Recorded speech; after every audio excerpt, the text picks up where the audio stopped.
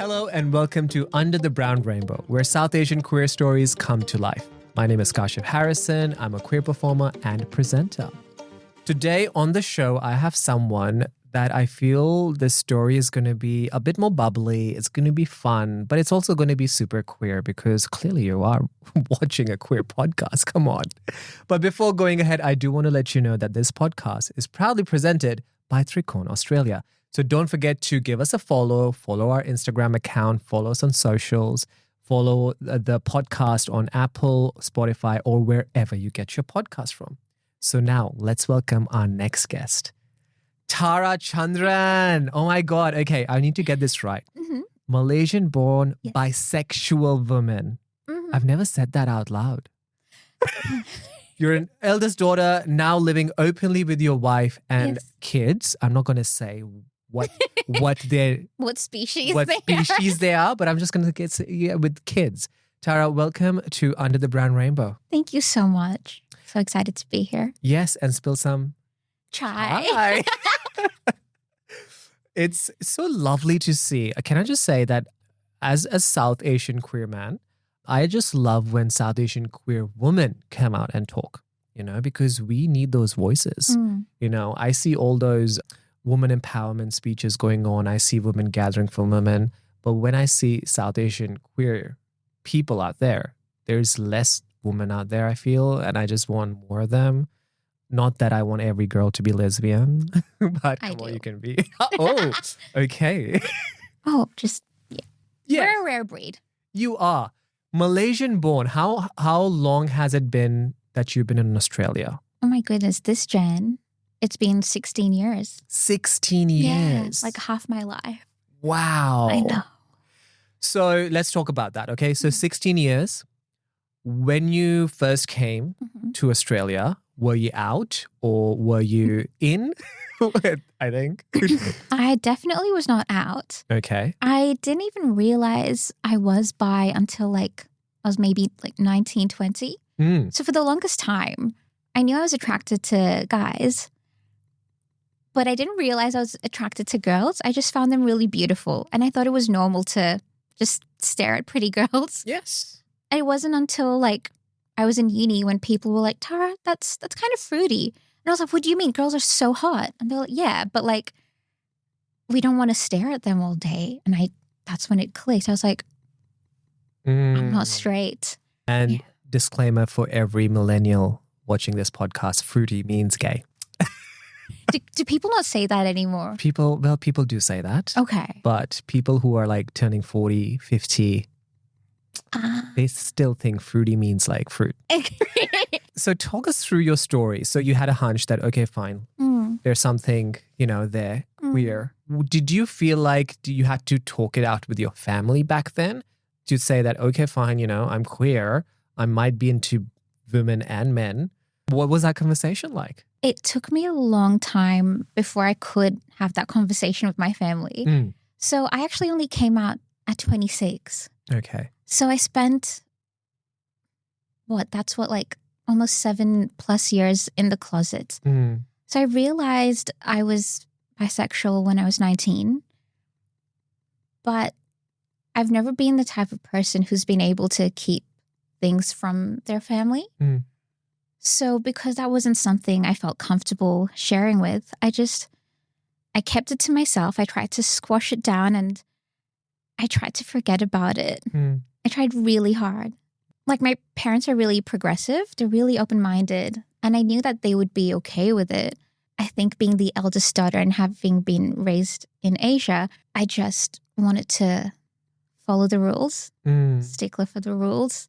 And I didn't want to rock the boat. I didn't want to upset anyone. And I knew that as understanding and as open as they are, that would be introducing a whole new set of challenges into my life that I didn't want to do that to them. Mm. Yeah. So talk me through the Malaysian community. Are they more progressive? Are they open to these things? Just someone saying that, hey, I'm queer, but also saying that I may be into men and women both. Not in the slightest. Mm. So Malaysia's a Muslim country. Yeah. Yeah, they're very much ruled by Islam. And my family, we're not Muslim, but religion and conservative Asian culture really influences people's perceptions of queerness. Yeah. It's still illegal there. Yeah, okay. I actually haven't been back to Malaysia in a really long time. I know that Malaysia as a country has made progress, but, something that's so near and dear to my heart, one of the biggest parts of me, I can't hide it, I can't deny it, knowing that it's illegal, the place I call my home. You came out to your family when you were 26. Why did you think you did that? I mean, talk me through the identity and visibility part of it. Why did you had to have this conversation with your family? Well, for the longest time, I only dated men, and I was in a relationship with a man for almost 5 years, and that ended when I was 26, and I couldn't deny my sexuality anymore.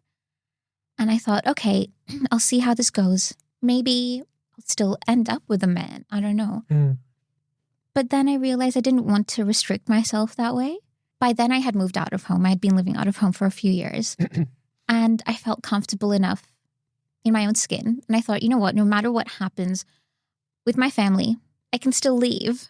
Like, I don't have to be with my parents and to witness their full reaction. And I was really grateful because it was a bit of a shock to them, but I didn't have to deal with any of that. That's just stay away from the drama. Exactly. And I don't like to keep things. I can't do that. I think it's a bit of a flaw of mine that I'm almost too honest. It's not something I'm ashamed of. I love this about myself, and that's the whole truth. Yeah. Yeah. Part of me knew that they would be okay with it eventually, which they are. I just didn't want to hide it. And I didn't feel like I needed to. What do you think has changed within the queer community in Australia from when you came to, back in 2010? Gay marriage is legal. Hey, yes. Oh my God. Yes. That was really big. I remember voting yes in the plebiscite. And I remember thinking, I don't know why this means so much to me, but it really does. I thought I was just a really strong ally. Little did I know, I was voting yes for my own marriage. So that's changed. And now there's so many more queer POCs. Before this, queerness was a privilege reserved only for white people. That's how, I perceived it anyway. And now queerness is so culturally diverse. And I really love that. When did you first feel that I can breathe here? I remember the first time I felt like I could breathe freely. It was in uni. So I went to Western Sydney Uni. Yep. I was at the Campbelltown campus. High school was really rough. I did the last 3 years of high school here, and kids thought I was the biggest weirdo. But then by the time I got to uni, because uni's so much bigger and there's so many more different types of people, I wasn't the odd one out anymore. I was, I was just another person, and I was interesting, and all of my differences were celebrated. But I really felt like I could breathe when I found the queer room on campus. It's literally just called the queer room. Wow. Yeah. And it was really funny because we all had student cards, right? And my friends you had to tap to get into the queer room, and no one else's cards worked except for mine. It was really strange. Wow. And I didn't know. So I tapped and I was like, oh my God, I can get in. And I went inside, and it was this little room, and there were just rainbows everywhere. And mind you, I wasn't even out to myself. I didn't realize, but I walked into this little room full of rainbows, and I was like, what? The rainbow found you. Yeah. Yes. Yeah. And I just felt so nurtured and cradled by this little gay room.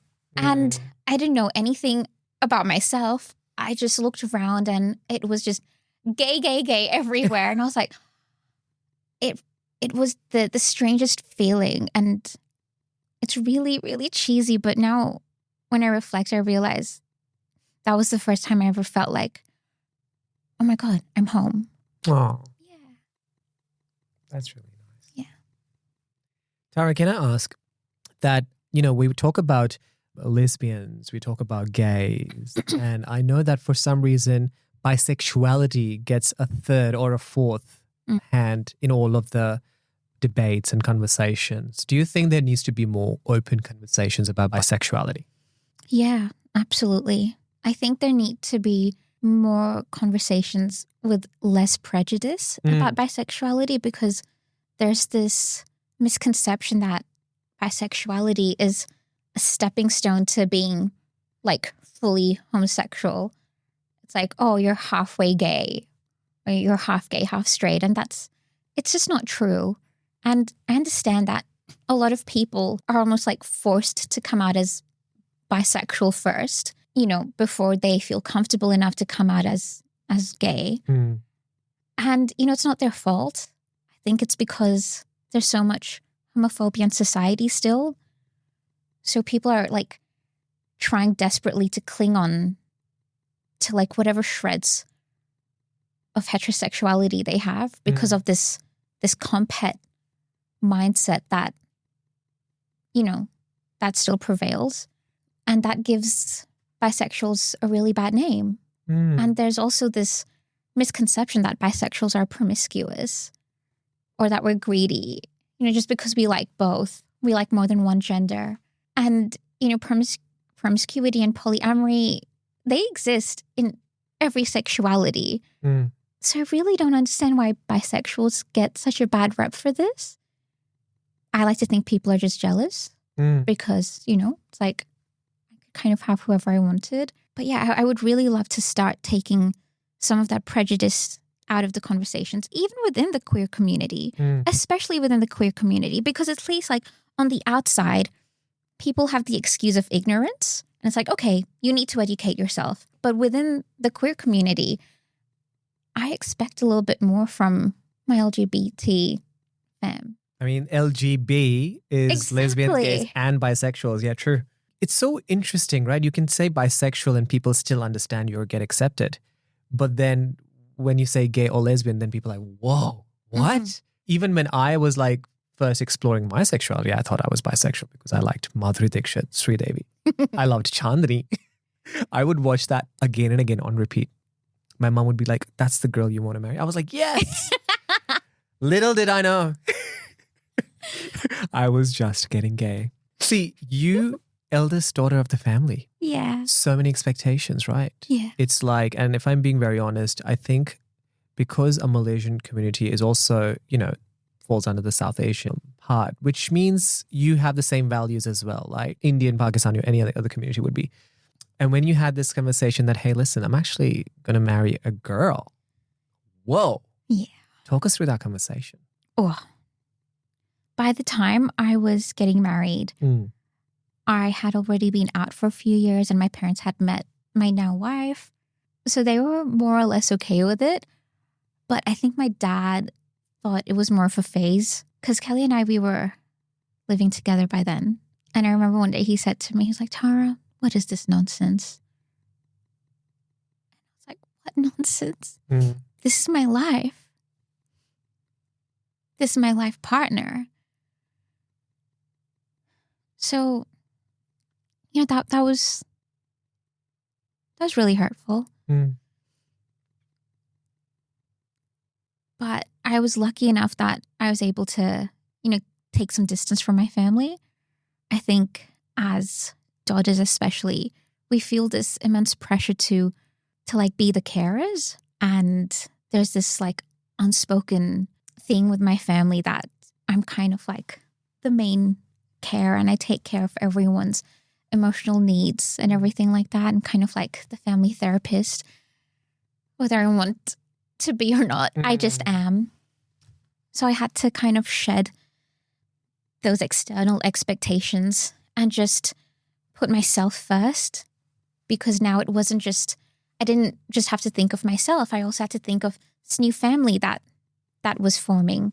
And, I thought to myself, I would do anything for my little family. I want to protect my little family. It was just the two of us. But taking that distance was really important. It also helped my parents. It gave them time to get used to me being queer and being with a woman. They never liked any of the guys I dated anyways. Like none of the boys ever even came close to what my parents wanted for me.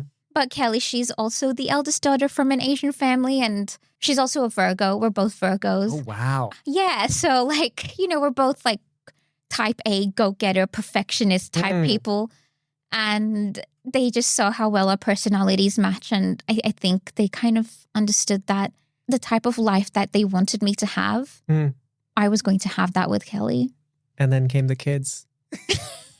Yes. You know, which are, by the way, Cats.